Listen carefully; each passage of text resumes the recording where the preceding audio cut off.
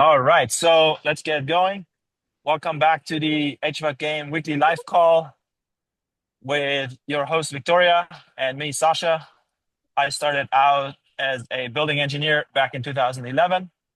I did an apprenticeship under a licensed contractor, plumber, HVAC contractor, and I've worked on everything from tiny little mini splits to large rooftops, cooling towers, chillers, kitchen hot side, and refrigeration, and everything in between.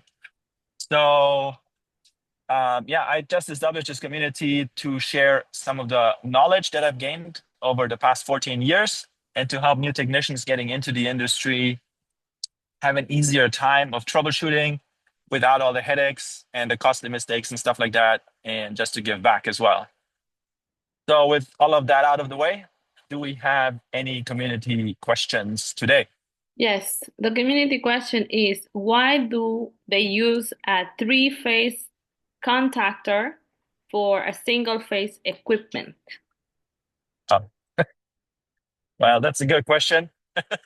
Um, Honestly, I would say probably because it's all they had in the truck. That would be my honest answer. Um, yeah, I actually have one here. I mean, these are your. I don't know. Shit, you can't see it. I hate Yeah, how it blocks it out. I know. If I I hold it. can't. Yeah, I know. It looks like it's right now. You can see it a Yeah, little. but because you have your amperage, like your rating, and that always stays the same. So I could see. I mean, the voltage ratings are the same, so there wouldn't really be a big difference. This is your three phase. Well, it's hard to see. Anyways, but yeah, I mean, if there is like an intended purpose for it, maybe because the three phase contactors are more heavy duty, maybe more on the more commercial side of things. Also, yeah, I don't see any other reasons really, because you would need to go with the same voltage rating, with the same amperage rating. So I would say it's probably used in a pinch because you can just use two terminals on the three phase contactor instead of using both of the terminals in the single phase contactor, and you would get the same switching function. But yeah, I mean, that's the three phase. So you would just use two of the lines. That's what I would say. I mean, I don't know if there's a specific answer to that. Yeah, I don't know either, but I guess that's a good answer. That's what my answer would be. Like, if you see a three phase contactor and a single phase equipment, it's probably because somebody was on an emergency call. They were outside, out at the site, maybe like it was late at night or super early in the morning, whatever, after hours, and they just wanted to get the customer up and running. So they used their truck stock. They used what they had there, and then, because that's really what the HVAC is all about. HVAC is you're bringing comfort to the customer, so you obviously want to take care of the customer. And if you don't have to leave the site to repair the equipment, that's always best. I mean, it's best for the customer, it's best for you, and it's best for the company because drive time really kills all your profit margins.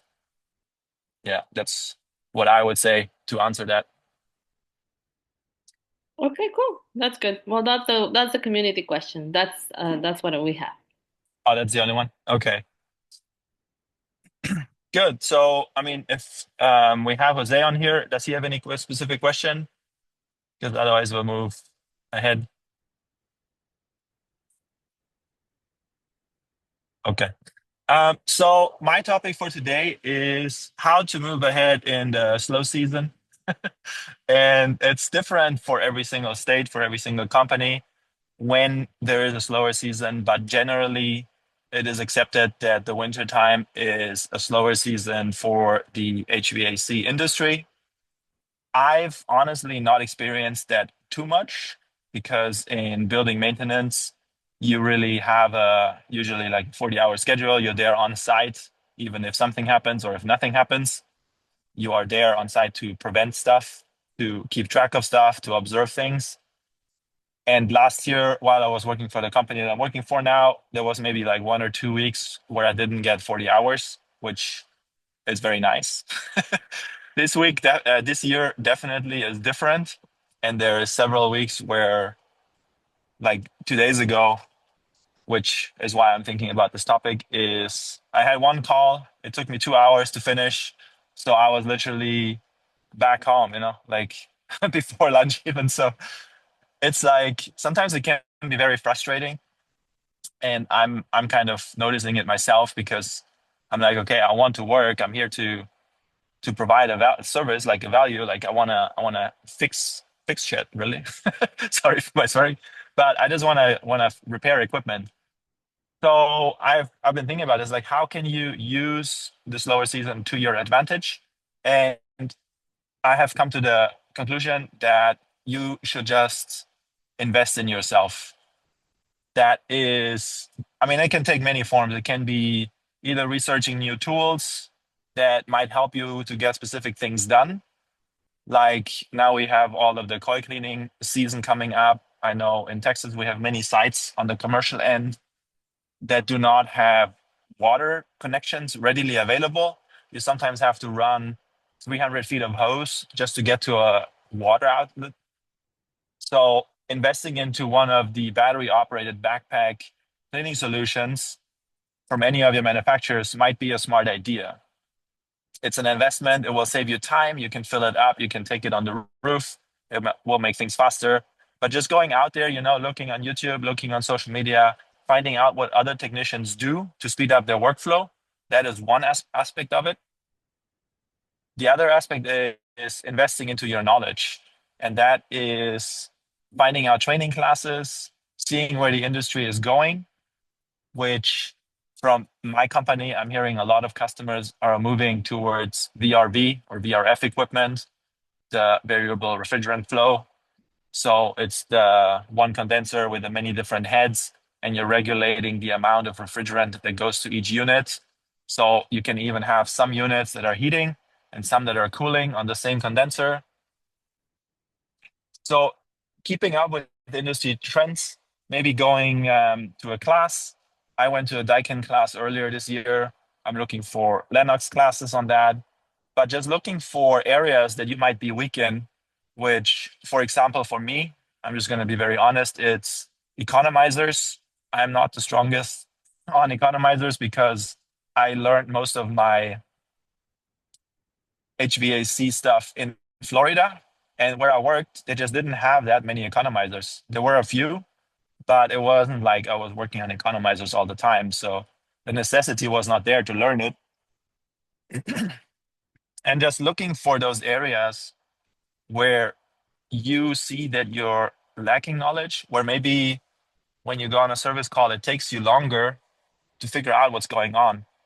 Have a note in your iPhone, in your Android, or just a notepad or something, and take note of it because I find myself, I forget stuff very easily when I don't write it down. But just keep track of it. Like, say, for me, I have a call on an economizer. I'm like, okay, this really took me a long time to figure out. So I should really learn about this. And then just have a note and say things to look up or things to increase my knowledge on. And then you just list the subjects throughout the year. And then when you have downtime, you have the list right there. And instead of going somewhere doing something that like doesn't really have an impact on your career while you're usually at work, just take that time, sit down, go on YouTube and research the topic. That will like move you ahead a lot already.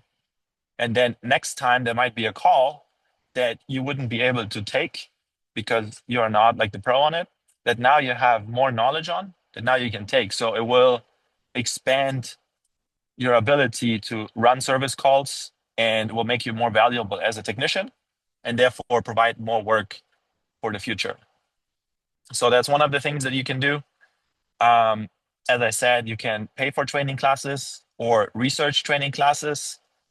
You can, look at your supply house. They usually have calendars of training classes that are scheduled mostly between October and February. Like there's a heavier season there.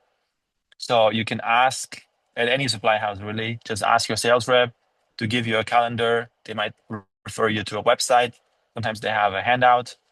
So just look on there and see what you can sign up for. Maybe your company can pay for you. It's always good to ask a supervisor if you're employed.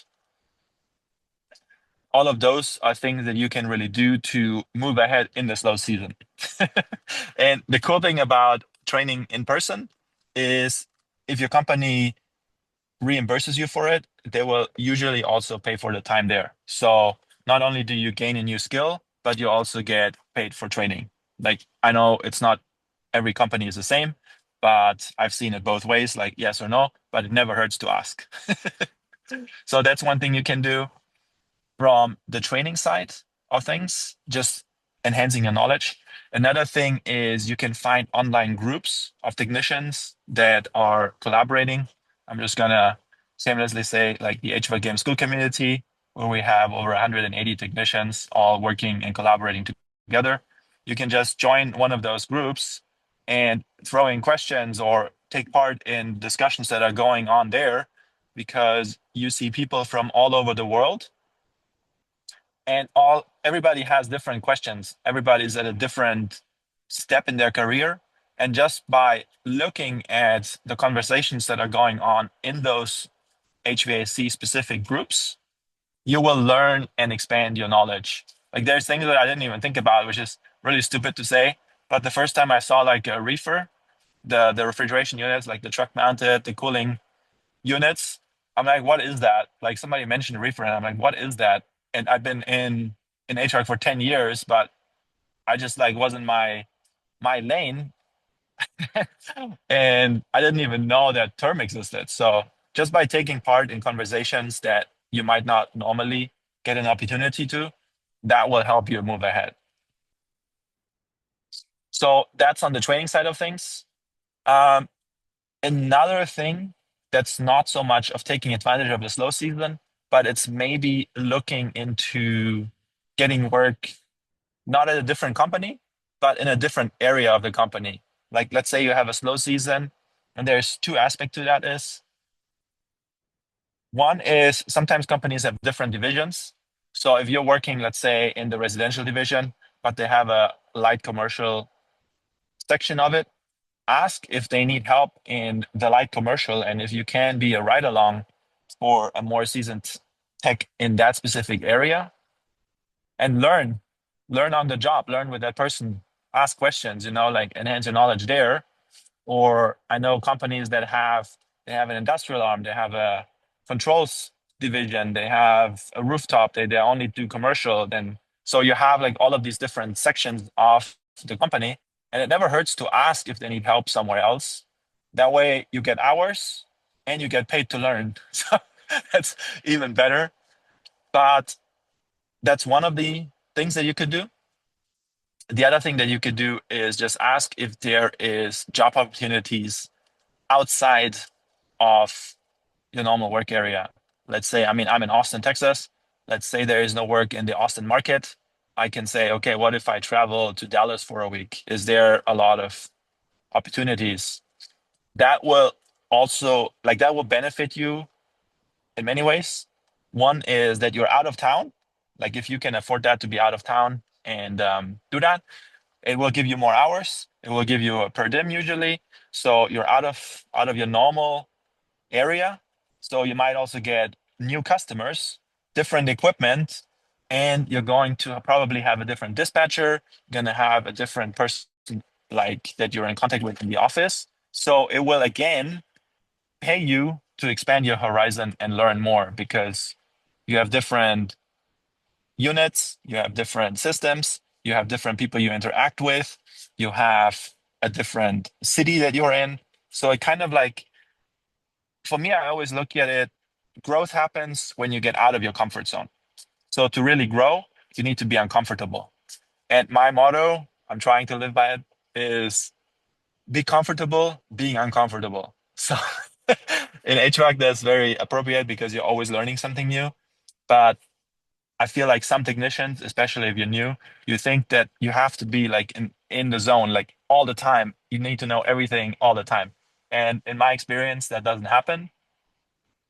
So just, be uncomfortable, grow, learn, because it will make you a better technician. It will make you a more valuable technician. It will give you more career opportunities in the future. It will allow you to get a better salary and just, grow and achieve the goals that you set for yourself in the future. Yeah. So that was my topic for today. how to That's take good. That's good. advantage of the That's slow good. season and move ahead, even though you might not have all the work lined up for you. Sounds good. I like it. I like it. Yeah. Did you have any questions on Um, that specific? No? Yes, no? no, no, I think the main thing that I wanted to say is that it's true. Like if you think about yourself, you should just grow, basically. Yes. That's what I live by. And yeah, that's it. All right. Did you want to throw something in today or you good? I'm good, but I just want to have a question, kind of like a tech question. Yes, sir. With the new refrigerant, right? There's different brands that is 454 and R32. Yes. Can you combine those or not? No. No. No. Because yeah, R32 is a single blend, Mm-hmm. and then the 454b is a two blend. So Okay. it's a blended refrigerant, so you can't combine them because you have a certain mixing ratio. Okay. Yeah. All right. Yes. That, It's very that, sad. I don't even yeah. know why they did that. Like it was always like one major refrigerant. You had R22, then you had 410A, and obviously then you have all of the different, applications in refrigeration and stuff. But Right. now you have two different refrigerants for basically the same application, which I think is just, I mean, I think it's stupid, but I'm not Mm-hmm. making the calls here. But yeah, you cannot mix them. No. All right. That sounds good, man. I think Yeah. that's my question. Okay, cool. I will. I will have a job that is on a mini split, but I mean the error is P6, which is I think will be the high temperature switch. Which manufacturer? Mr. Cool. Oh, okay. I don't Yeah, think I've worked on those specifically, I but haven't done the bypass yet to see if it's gonna be the switch or the main board. oh, okay. So Okay. I will hit you if I got any trouble. Yeah, exactly. Do that. Just I mean you probably have the app, so just Yeah. upload the pictures and ask questions with so many Yeah. people answering all the time. So yeah. All right. Okay, cool, man. All right, man. Appreciate it. Thank you. Have Yeah. a wonderful day. All right. You too. All Okay, bye. Bye bye. right. Victoria? Yeah. So in the end, I just wanted to give a quick shout out to the HVAC Academy because I collaborated with the HVAC Academy to provide a free community solution for new technicians starting out that might not be able to make the full investment into the HVAC Game Skool Community. I provided a free course, the Troubleshooting 101 course in there. And I wanted to just give a shout out to Nathan. He's doing an awesome job there. And if you are interested to collaborate with other technicians that are growth minded, that are working together to get ahead, move ahead and have courses in there that you can do. Nathan has several courses on basic refrigeration, thermodynamics, refrigeration cycle. He put my troubleshooting 101 course in there, which gives all of the basic steps to troubleshooting. So you can sign up 100% for free and just check out the link. And I just wanted to give a shout out because we're collaborating. So we're just working together. I'm also in that community. And then, yeah, just wanted to let you know it's one of the resources that we have put together for you starting out. Sounds good. Sounds good. Alrighty then. Yes, ma'am. Okay. Well, I'll see you next week. Have fun. Okay, bye. Okay. Bye.